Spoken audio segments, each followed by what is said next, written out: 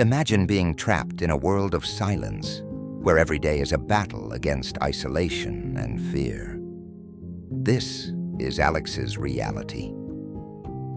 Alex is 16 and his hearing aids are a constant reminder that he's different. At school, the harsh fluorescent lights illuminate every smirk and whisper. At home, the tension is so thick you could cut it with a knife. One Monday morning, Alex fumbles with his locker, his fingers trembling. Jake, the school bully, towers over him. "Hey, deaf kid," Jake's voice booms, making Alex wince. "Can you hear me now?" Alex's voice is barely a whisper. "My name is Alex." Jake laughs cruelly, sending Alex's books clattering to the floor. The sound echoes in the hallway, along with the snickers of Jake's friends.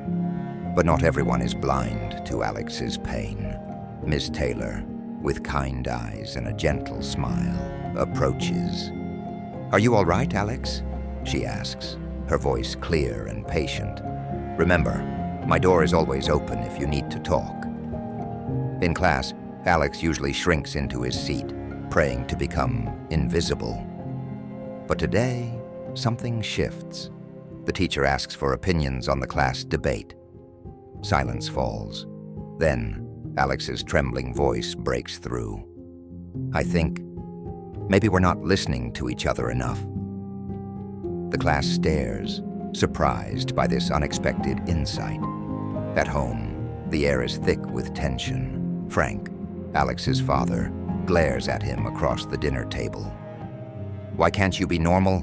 he growls, his words sharp as knives. Those hearing aids are embarrassing. Alex's mother tries to intervene, but Frank's fist slams the table, silencing her. Alex feels the familiar ache of loneliness consuming him. But the next day, a small miracle happens. In the bustling cafeteria, Sarah, a classmate with a bright smile, approaches Alex's empty table. "Mind if I join you?" she asks. For the first time in forever, a genuine smile lights up Alex's face. Weeks pass, and subtle changes begin. Alex confides in Ms. Taylor, his words hesitant at first, then flowing more freely. The school counselor becomes a source of support. In class, Alex's hand starts to rise, tentatively at first, then with growing confidence. After school, he and Sarah pore over books in the library, laughter punctuating their study sessions. Even Jake faces consequences for his actions, his swagger diminishing as he faces detention. Alex's newfound confidence faces its first real test in the hallway. Jake approaches, expecting the usual cowering response. But Alex stands tall, his voice steady. "My name is Alex," he declares, "and I'm not afraid of you anymore." Jake blinks, taken aback. Alex continues, his words measured. "We all have our struggles, Jake. Maybe if we talked about them instead of hurting each other, we'd all be better off." Something in Jake's expression shifts, a flicker of understanding in his eyes. But Alex's greatest challenge looms at home. One night, he returns to find his father's angry voice reverberating through the house. His mother's quiet sobs punctuate the tirade. Alex's heart races, but he takes a deep breath and steps between them. "Stop," he says, his voice firm despite his shaking hands. "This isn't right, and you know it." Frank's eyes widen in shock. "What did you say to me?" he sputters. Alex stands his ground. "I said stop. We deserve better, and so do you. Let's talk about this like a family." The silence that follows is deafening, but in it, a seed of change is planted. In the weeks that follow, the atmosphere at home slowly shifts.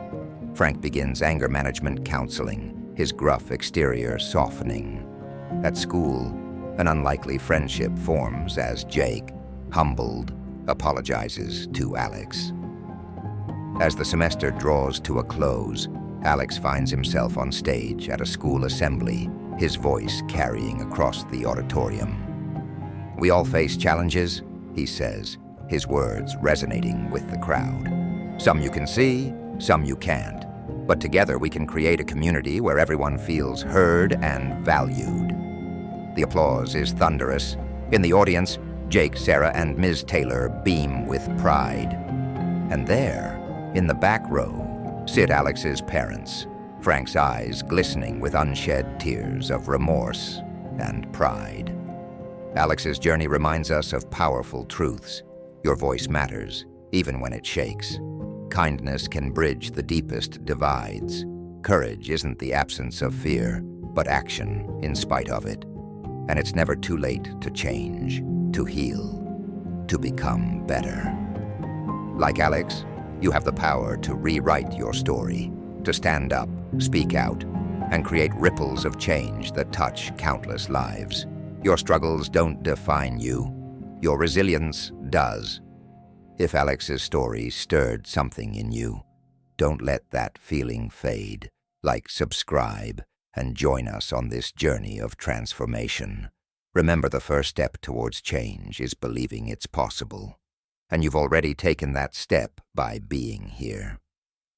So what's your next move?